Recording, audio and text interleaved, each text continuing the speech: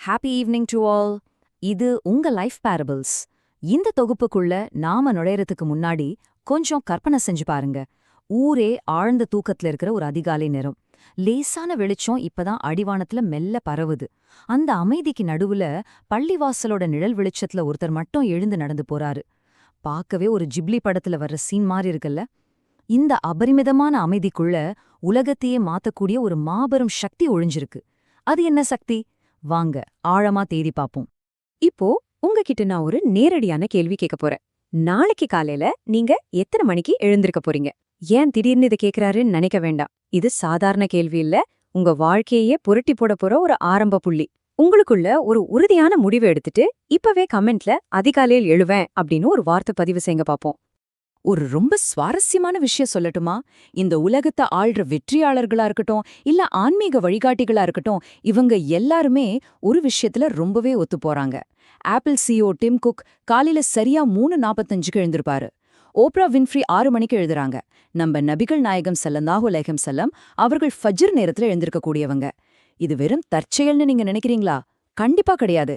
எல்லாரும் தூங்குற அந்த இருட்டுல முழிச்சிருக்கிறது தான் இந்த உலகத்தோட மிகப்பெரிய ஹை பெர்ஃபார்மன்ஸ் ரகசியம். இதோட ஆன்மீக ஆழம் எவ்ளோ பெரியது தெரியுமா?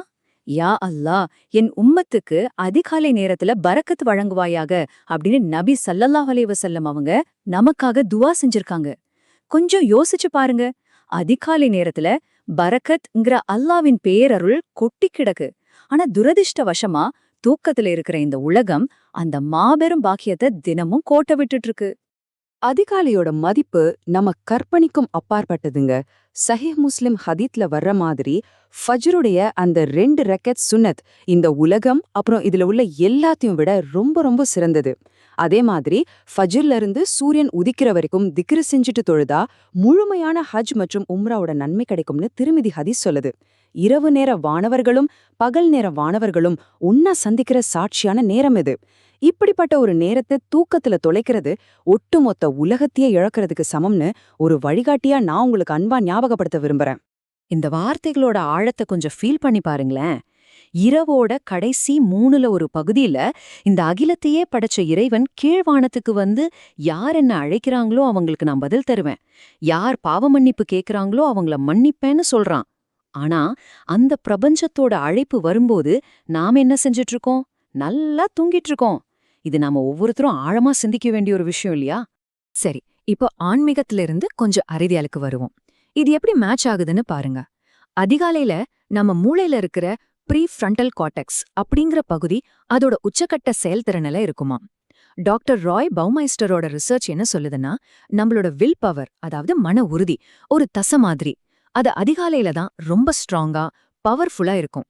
அதனாலதான் முக்கியமான முடிவுகள் எடுக்கிறதா இருந்தாலும் சரி, கிரியேட்டிவா யோசிக்கிறதா இருந்தாலும் சரி, அதை அதிகாலையில செய்யணும்னு சொல்றாங்க. ஹார்வர்ட் பல்கலைக்கழகம் பண்ண ஒரு ரிசர்ச் முடிவு ஒன்று சொல்றேன், கேளுங்க. எந்த ஒரு சோஷியல் மீடியா சத்தமும் இல்லாம, ஃபோன் நோட்டிஃபிகேஷன்ஸ் இல்லாம முழுமையான அமைதியில கழிக்கிற அந்த கால நேரம் நம்ம மூளைய 23% அதிக எஃபிஷியன்சியோட வேலை செய்ய வைக்குதான். 23%. யோசிச்சு பாருங்க, ஃபஜ்ர் தொழுகைக்கு அப்புறம் நாம செய்யற ஜிக்கர் அந்த அமைதியான நேரத்துக்கு இது எவ்வளோ கச்சிதமா பொருந்தி போகுது. இன்னைக்கு நாம ஃபேஸ் பண்ற மிகப்பெரிய போர்க்களமே இதுதாங்க. காலையில கண்ணை முழிச்ச உடனே முதல்ல போனை எடுத்தோம்னா நம்ம மூளையில டோபமைன் அளவு ஷட்டுன்னு ஏறி அப்புறம் தடால்னு கீழே விழுந்துரும். ஒரு டோபமைன் கிராஷ் நடக்கும். அன்னைக்கு நாள் முழுக்க உலகம் உங்களை கண்ட்ரோல் பண்ணும். அதுவே தொழுகை திக்ர் மூலமா நாளை தொடங்குனீங்கன்னா உங்களோட டோபமைன் லெவல் ரொம்ப சீரா ஸ்டெடியா இருக்கும். அன்னைக்கு நாள் முழுக்க உலகமே உங்க கண்ட்ரோல்ல இருக்கும். உங்களுக்கு ஒண்ணு தெரியுமா? நம்ம உடம்புல கார்டிசால் ஹார்மோன் காலை 6 மணிலேருந்து 8 மணி வரைக்கும் அதோட உச்சக்கட்டத்துல இருக்கும். சிம்பிளா சொல்லணும்னா அந்த நேரத்துல உங்களோட ஃபோக்கஸ், எனர்ஜி எல்லாமே மேக்சிமமா இருக்கும். அதாவது அதிகாலையில நீங்க செலவிடுற அந்த 2 மணி நேரம் மதிய நேரத்துல நீங்க செய்யற 6 மணி நேர வேலைக்கு சமம். What a life hack, right? இப்போ இருக்கிற ஃபேமஸான நரம்பியல் நிபுணர் டாக்டர் ஆண்ட்ரூ ஹியூபர்மன் கூட இதேதான் சொல்றாரு. காலையில எழுந்த 10 நிமிஷத்துல வெளிப்புற சூரிய வெளிச்சத்தை பாக்குறது நம்மளோட பயாலாஜிக்கல் கிளாக்க சூப்பரா ரெகுலேட் பண்ணுமா. கொஞ்சம் கனெக்ட் பண்ணி பாருங்க. ஃபஜ்ர் தொழுகைக்கு அப்புறம் நம்ம வெளியில நடக்கும்போது அல்லாவின் அருளும் நமக்கு கிடைக்குது, கூடவே இந்த சயின்டிஃபிக் பெனிஃபிட்டும் ஒரே நேரத்துல கிடைச்சிடுது. இதுதான் உண்மையான வின்-வின் சிச்சுவேஷன். உலகத்தோட மாமேதைகள் இதை பத்தி என்ன சொல்லியிருக்காங்கன்னு பார்த்தா, பெஞ்சமின் பிராங்க்லினோட அந்த ஃபேமஸான கோட் உங்களுக்கு ஞாபகம் வரலாம். சீக்கிரமா படுத்து சீக்கிரமா எழுந்திருக்கிறது ஒரு மனுஷனுக்கு ஆரோக்கியம், செல்வம், ஞானம் மூணையுமே கொடுக்கும்னு சொல்றாரு.